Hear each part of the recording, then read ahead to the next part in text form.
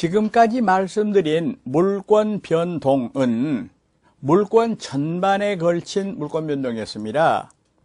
이걸 우리가 이제 총론적인 부분이다 이렇게 말씀드릴 수가 있습니다. 이제 강론적인 부분은 개별적으로 이야기하자는 겁니다.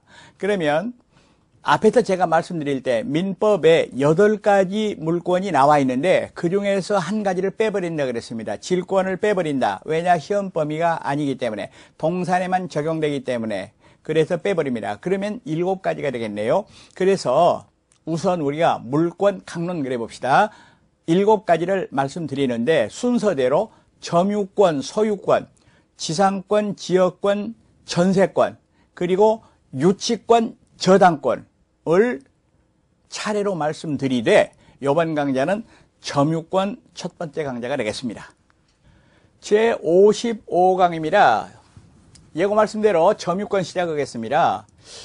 먼저 점유라는 말이 어려운 말인데요. 점유는 물건을 사실상으로 지배하는 상태를 점유라고 얘기를 합니다. 그러면 여기서 물건을 사실상 지배한다 했기 때문에 소유자가 점유자일 때가 있습니다. 지금 내가 입고 있는 옷, 그리고 내가 타고 온 자동차를 회사 주차장에 파킹해 놓고 올라와서 강의를 합니다. 이랬을 때 그 자동차도 내가 점유하는 겁니다. 내가 권리자로서, 소유자로서. 그런데 예를 들어서 갑은 남의 아파트를 빌려서 거기서 살고 있다면은 소유자 아니지만은 임차권자로서 점유를 하는 겁니다. 그리고 더 나가서 지상권자도 점유를 합니다. 그런데 어떤 사람은 예컨대 을은 남의 물건을 도둑질해 가지고, 남의 카메라를 도둑질해 가지고 목에 걸고 차고 다니면서, 목에 걸고 차고 다니는 게 점유 상태입니다. 그러면서 자기 것처럼 경치를 촬영하고 사용을 합니다. 그 사람도 점유자입니다. 그럼 여기서 사실상 점유라는 거는 정당한 권리가 있건 없든 따지지 않고 사실상으로 지배한다 라는 얘기가 되겠습니다. 그럼 거기는 두 가지가 있네요. 정당한 권리를 가진 사람도 있고, 예를 들어서 소유자, 임차권자, 지상권자처럼 전혀 권리가 없는 사람도 있고, 예를 들어서 도둑 또는 임대차 기간이 다 끝났는데도 집주인이 비워달라고 하는데도 개기고 안 나가는 사람, 이런 사람은 정당한 권리가 없으면서도 점유를 가지고 있습니다. 여기서 제가 자꾸 정당한 권리 그랬는데요. 물권의 종류 분류할 때는 이 정당한 권리를 본권 그렇게 말합니다. 그런데 이 점유가 있으면 민법은 일종의 물권인 점유권을 인정을 해요. 점유, 이것이 그러니까 요건이고 점유권이 효과고, 이렇게 우리가 얘기할 수가 있다는 얘기입니다. 그럼 이렇게 되겠네요. 도둑놈이 남의 물건을 훔쳐가지고 남의 카메라를 찍고 다닙니다. 그런데 예를 들어서 얘기할 때 제2의 도둑이 와서 그 카메라를 뺏으려고 그러면은 자기 거 아니니까 뺏길 수밖에 없냐. 그렇지 않습니다. 그 도둑하고 격투를 해가지고 물리칠 수가 있습니다. 이거를 점유보호 청구권이라고 말하는데, 도둑의 점유는 정당한 점유가 아닌데도 불구하고 점유권이 인정된다는 얘기입니다. 다시, 물건에 대한 사실상의 지배 점유를 법률 요건으로 해서 법률 효과가 생기게 돼 있는데, 이런 제도를 전부 다 합쳐가지고 우리가 점유제도라고 얘기를 한다는 거죠. 그러면 점유권과 점유의 성립이랬는데요. 여기서 점유가 성립하면 그로부터 점유권이 생겨납니다. 즉 점유제도입니다. 이랬을 때 민법 규정을 보았더니 민법은 이렇게 정리를 하고 있습니다. 물건을 사실상으로 지배하는 그런 상태를 가리켜서 점유라고 하더라 입니다. 여기서 사실상 지배라는 것은 법률상 지배 아니다. 다시 말하면 본권이 있든지 없든지 상관없이 지배하는 경우가 될 것이다 이 말입니다. 그러나 여기서 사실상의 지배는 어느 정도의 계속성이 있어야 돼요. 계속성. 흔히 우리가 이렇게 말하죠. 공원에 가서 오후에 벤치에 앉아 있다. 그러면 벤치에 앉은 사람이 그 벤치의 점유자라고 볼 수 있는가? 그렇지 않다. 이런 얘기죠. 그런데 사실상의 지배, 이게 어느 정도 계속성 있는가에 대하여 뭐 우리가 더 들어갈 필요는 없습니다만은 판례 하나를 우리가 얘기할 필요가 있습니다.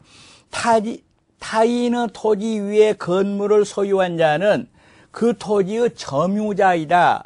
요 판례는 꼭 알으셔야 됩니다. 그러면 예를 들어서 갑의 땅이 있는데 을이 예를 들어서 임차권이나 지상권 없이 건물을 이렇게 지어가지고 있었다. 그 연유는 알 수가 없죠. 그랬을 때는 을은 이 건물 점유 말고 이 토지에 대한 점유자이다. 그 말입니다. 만약에 이게 이제 20년 이상 평원, 공연, 자주점유가 계속됐다면은 취득세 문제가 생기는 겁니다. 다시 건물은 소유이지만은 그 건물을 소유할 그 땅을 아무런 권한이 없다 하더라도 토지를 점유하는 상태다라는 거 알아두시기 바라겠습니다. 다음으로 점유권과 점유할 권리는 다른 것이다. 그러면 예를 들어서 도둑은 점유권이 있어요.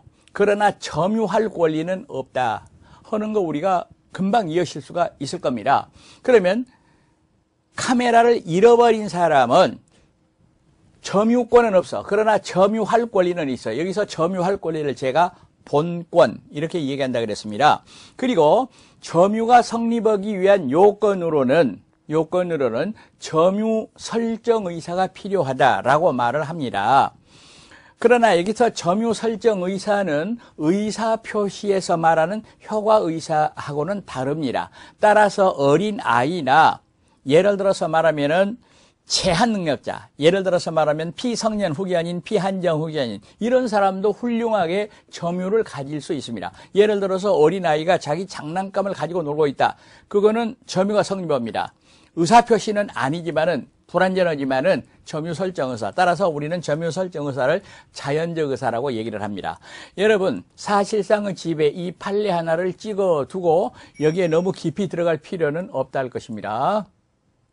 다음으로 점유관념화라는 게 있습니다. 그러면 이게 무슨 얘기인 거니까 물건을 사실상으로 지배하는 사람은 소유자든 임차인이든 더 나아가서 도둑이든 모두가 다 점유자인데 사실상의 지배가 있으면서도 점유자 아닌 경우가 있고 사실상의 지배가 없으면서도 점유인 경우가 있습니다. 그러니까 점유가 관념화됐다 이거를 말합니다. 그럼 먼저 실력 행사는 있으나 점유가 인정되지 않는 경우가 있습니다. 이걸 가리켜서 우리는 점유자라고 말하지 않고 점유 보조자라고 얘기를 합니다. 간단하게 한번 그림을 그려보겠습니다. 여기에 어떤 주인이 있습니다. 안방 마님이 있습니다. 그런데 여기에 예를 들어서 운전기사가 있다 그럽시다. 운전기사. 부잣집인가 봐요. 그러면 여기서 자동차를 말이요. 실질적으로 운전하고 또 세차하고 이런 거는 운전기사가 합니다. 그러나 잘 들으세요. 이때 점유자는 갑뿐이고 운전기사는 점유자가 아닙니다. 그럼 이 사람을 뭐라고 부르느냐? 점유보조자라고 부릅니다. 그러면 이거를 일반 명제로 얘기를 해보면 민법 규정 그대로 얘기를 해보면은 타인의 지시를 받아서 물건을 사실상으로 지배하고 있는 자가 있을 때에는 그 타인만, 이 타인은 갑을 말합니다.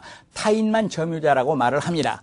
그러면 운전기사는 원칙적으로 점유자가 아니기 때문에, 점유가 없기 때문에 점유권이 인정되지 않습니다. 점유자가 아니라 그 말은 점유권이 없다는 얘기입니다. 그런데 확실하게 해둘 것이 하나가 있어요. 자력 부재권은 인정이 되더라 입니다. 즉 운전기사가 점유자가 아니라 하더라도 다른 사람이 와서 도둑질을 해가려고 그런다, 차를 부시려고 그런다 이랬을 때는 격투를 한다, 자력 부재할 수 있다 그 말입니다. 그런데 여기서 법인의 기관의 직무상 점유는 점유 보조자가 아니다. 다시 말하면 점유다 그 말입니다. 여기서 법인의 기관이란 말은 이사, 감사 그런 사람이 되겠습니다. 그러니까 주인 일을 하고 있는 운전기사하고 회사의 이사는 다른 입장이다 이렇게 보시겠습니다. 다음으로 실력 행사는 없으나 점유가 인정되는 경우 첫 번째가 간접점유라는 게 있습니다. 간접점유. 그리고 여기서 간접점유를 일어나게 하는 관계를 점유 매개 관계라고 얘기를 합니다. 예를 들어서 갑이 을한테 아파트를 세내줬어요. 이랬을 때는 실제로 살고 있는 사람은 을, 아파트 소유자는 갑인데 잘 들으세요. 이 을을 직접 점유자 이렇게 말하는데 갑을 간접 점유자 이렇게 말하는데 아까와 달라서 이거는 갑도 점유자, 을도 점유자라는 거 확실하게 두셔야 됩니다. 이때 갑을 간접 점유, 을을 직접 점유 이렇게 얘기를 합니다. 그리고 갑을 간의 관계를 점유 매개 관계라고 얘기를 합니다. 여기서 점유 매개 관계는 중첩적 두 개가 성립할 수도 있어요. 을이 갑의 동의를 얻어가지고 병한테 빌려줬을 때는 이것도 점유 매개, 이것도 점유 매개가 된다 이 말입니다. 간접 점유. 그러면 여기서 의미가 있는 것은 갑은 실질적으로는 그 집에 살지도 않으면서 점유자가 됐다 그 말입니다. 이랬을 때 중요한 것은 직접 점유자는 간접 점유자에게 점유 보호 청구권이 있다는 얘기입니다. 다시 말하면 갑이 을에게 세 내주고 나서 다시 자기가 그거를 사용하려고 문 열고 들어온다. 안 된다 이 말입니다. 점유 보호 나가 이렇게 말할 수 있다 이 말입니다. 그러나 간접 점유자는 직접 점유자에게 점유 보호 청구권이 인정되지 않는다라는 얘기입니다. 그리고 직접 점유자가 이미 양도를 해버리면 간접 점유자의 점유 침탈 아니라고 보는 것이다. 다시 한번 얘기하겠습니다. 그러면 갑이 을한테 카메라를 맡겨놨는데 을이 그거를 병한테 팔아먹어 버렸어요. 이랬을 때는 을의 점유가 상실되고 갑의 점유가 상실됐지만은 침탈이란 말은 갑의 의사에 반하여 점유자의 의사에 반하여 점유 뺏긴 거를 점유 침탈이라고 말합니다. 이거는 점유 보호 청구권 얘기할 때 다시 말씀드릴 텐데요. 그러면 이렇게 되겠네요.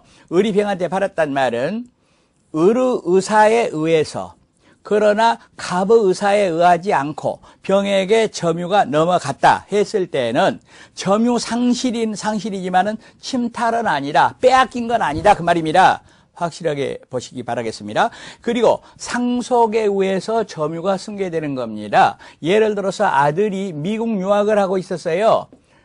고국에 있는 아버지가 돌아가셨어요. 아버지가 서재에 있는 책, 카메라, 컴퓨터 여러 가지를 놔두고 돌아가셨습니다. 점유하다가 이랬을 때 아들이 아직 미국에서 안 왔습니다. 한 13시간 걸립니다. 그렇더라도 아들은 그 아버지가 놔두고 죽은 외아들이었습니다. 죽은 그 물건의 점유자가 되겠습니다. 만약에 그거를 절취했다, 훔쳐갔다 했을 때는 절도 죄도 될 것이고 점유 침탈이 되는 겁니다. 점유자가 되겠습니다. 왜? 실력 행사는 없으나 아직 미국에 있지만 그 말입니다. 점유자로서 인정된다 이 말입니다.